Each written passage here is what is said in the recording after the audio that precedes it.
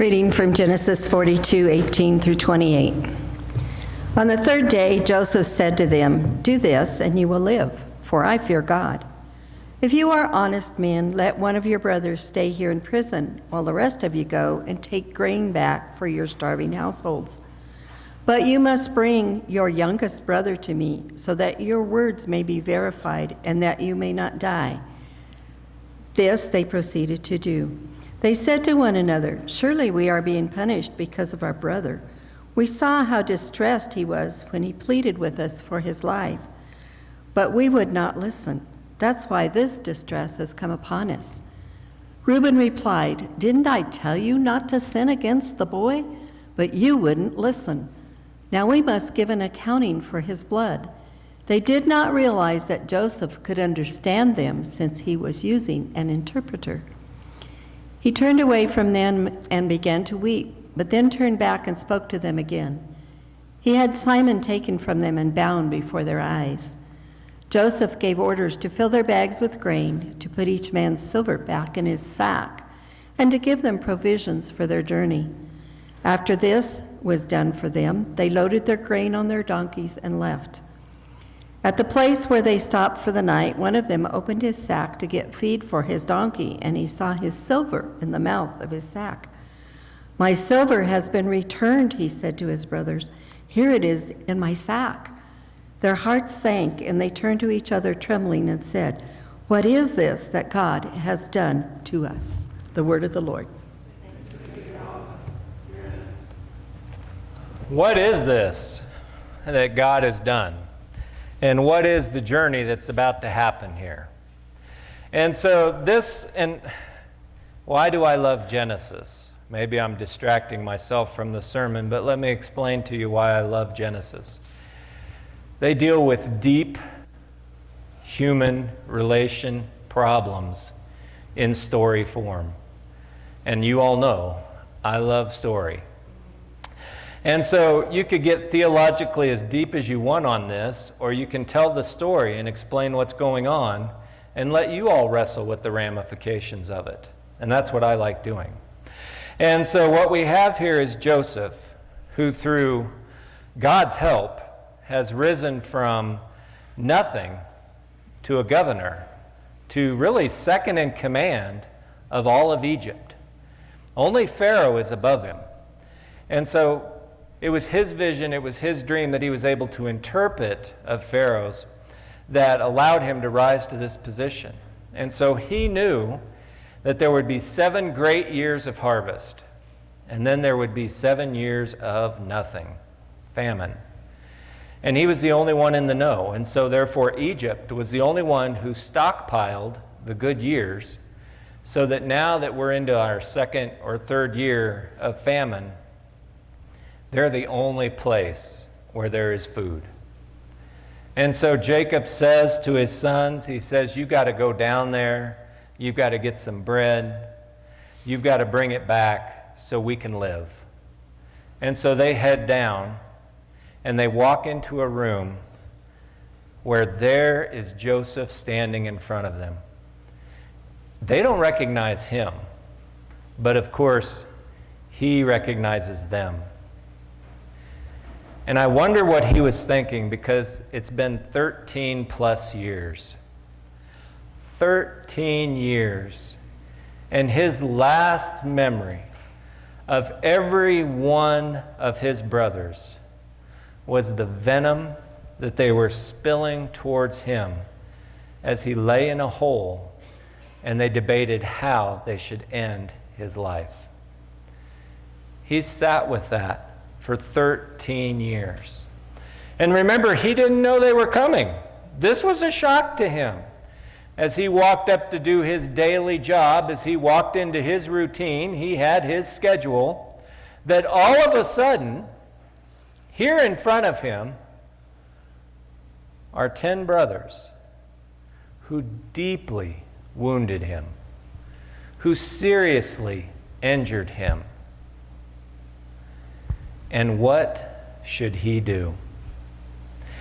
See, before, 13 years ago, he was completely and totally powerless. He was laying in a hole. They had all the control and all the power. But now, the shoe's on the other foot. He has all the power. He has all the control. Even to the point that they don't even know it's him. He knows them, they don't know him. It's not their fault. I mean, they're not expecting to see the brother that they sold into slavery, a governor in Egypt. I mean, that's just something you wouldn't expect. And so therefore, they weren't looking for him. But if you noticed in the passage that Mary read, it weighed on their hearts. It weighed on their hearts that what they had done was wrong, and that they would have to give an account at some point in their life for that action, and it must be now. And that's what causes Joseph to break down and weep, is the realization that they're struggling with this. And so what we have here in this situation is a very deep discussion about forgiveness. And how does forgiveness work? Now, you all know that we're supposed to forgive how many times 7? 70 times 7, a whole lot basically. And you're just supposed to forgive freely without any problem whatsoever. And then you walk hand in hand with the person who's offended you into the sunset to never have a problem ever again with them, correct? Doesn't work that way.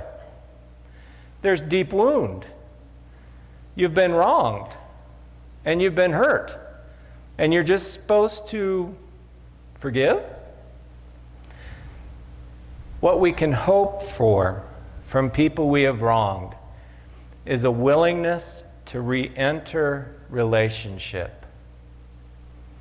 But they have to learn to re-trust you all over again.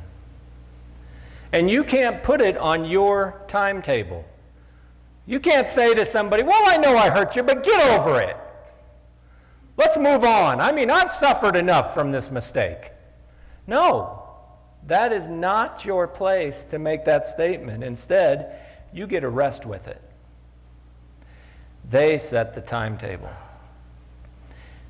And the timetable always is, can I trust this person?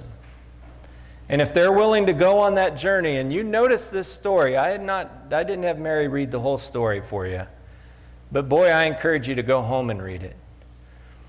Joseph's willingness is not a direct path. It wasn't a straight line from, I'm going to try to forgive them, to forgiveness happened, and they're all one happy family back in Egypt, and dad's there, and younger brother's there, and the brothers and they are all getting along. No. It was a long, winding, difficult path. And it's not a sin for it to have taken that long. Because early on, what we see right here in this passage is Joseph is willing to try. And that's all we can ask when we've offended someone, is that they are willing to try again. And if they have that, well, then you have to do your end to fulfill that trust obligation. And you might have to show yourself trustworthy once, twice, 3 times, 4 times before they're willing to restore relationship and complete trust. And you know what? That's fine. That's a journey. That's a relationship. This isn't some legal thing that we can pop on people, and say, well, I asked for forgiveness, you have to give it to me. No. They have to be open to see if you're trustworthy. And they have to be working towards forgiveness in their heart. So that's what's going on in this story. Now, I'm reminded of another story that I have to tell. And you have to remember, I'm kind of mad at Teresa right now, so I feel totally fine telling the story.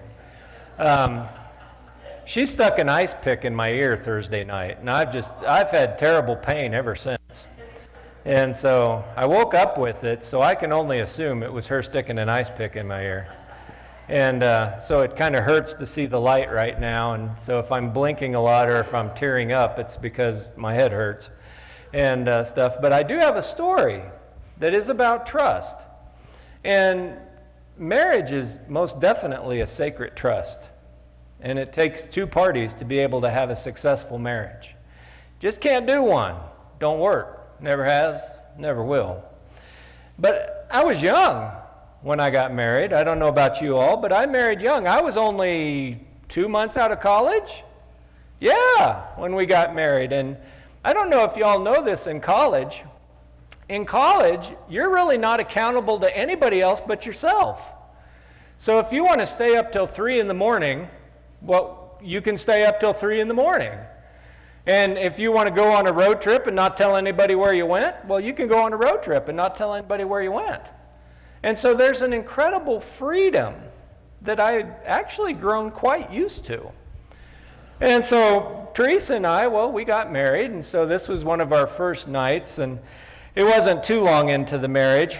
My friend and I, Lance, some of you have met Lance, all we do is get in trouble together. So that's what Lance and I do.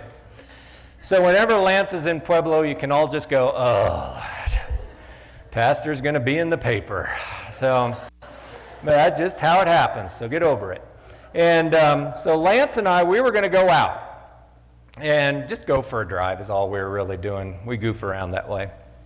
And so I tell Teresa, I say, we'll be back by, I don't remember what time I said, I'm going to make a time up, 11 p.m. She's like, okay. So Lance and I would go for a drive, and we're out there, and it's about 10:45, and I go, oh man, Lance, we got to get back.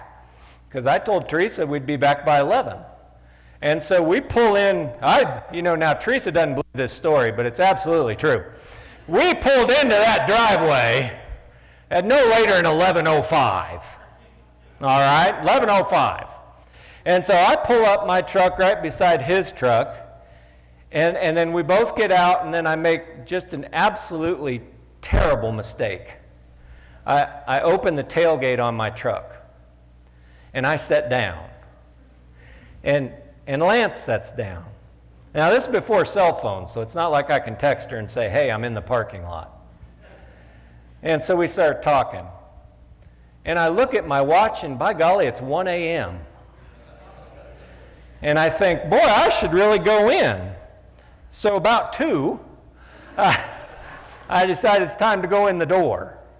And so, it's all quiet as I come up to the house there. And so I very quietly, I open the door, and I'm not going to turn the lights on.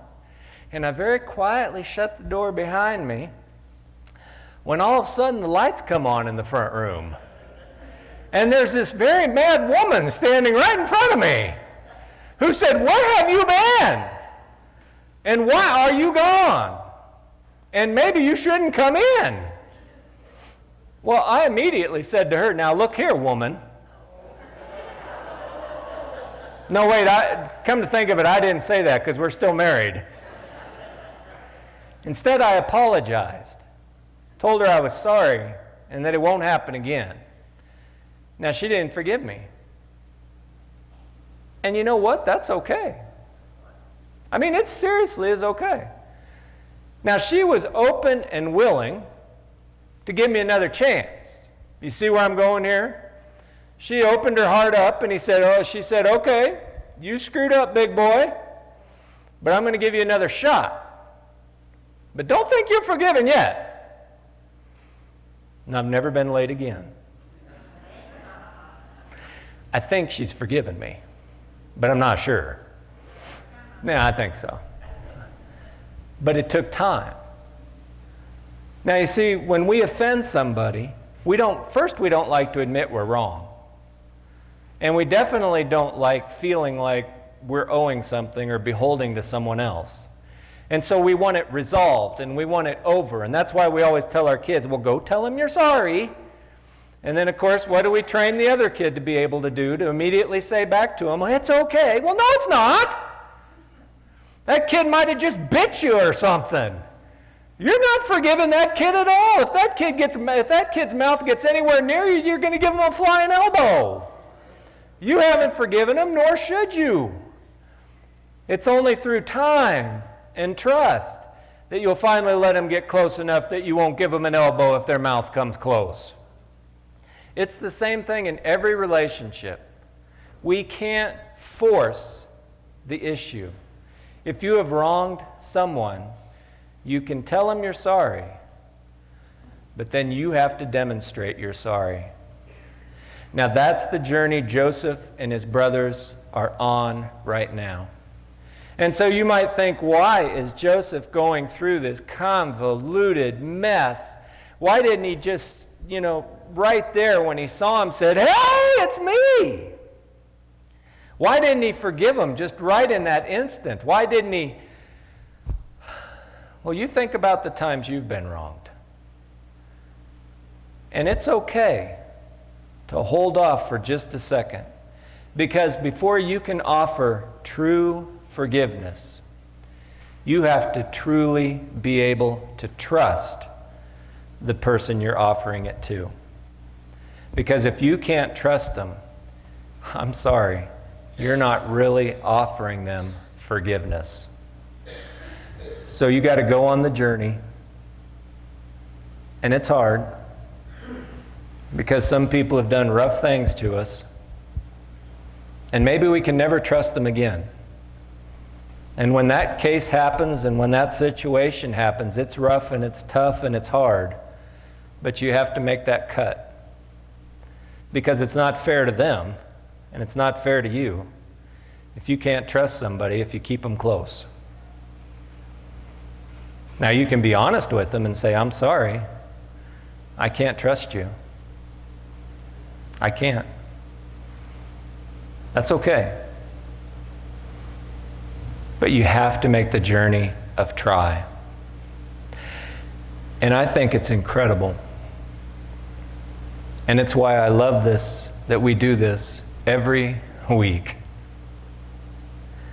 We come to a table where the person who sat at the head of the table, when he uttered the words that are going to be spoken here in a few minutes, absolutely knew you would break his heart. Absolutely knew you would sin against his word. Absolutely knew you would not follow his teachings. And yet preemptively offered you grace, offered a willingness to die for you, to sacrifice his very body, to shed his very blood, that you can find forgiveness with God. God is setting a timetable with you, and the timetable is awesome, and it's something we can't offer. That timetable is now. If you have offended God, give it to God and immediately feel the forgiveness of God. And then walk forward and don't do it again. That's what God asks. Glory be to God. Amen. And God bless y'all real good, and amen.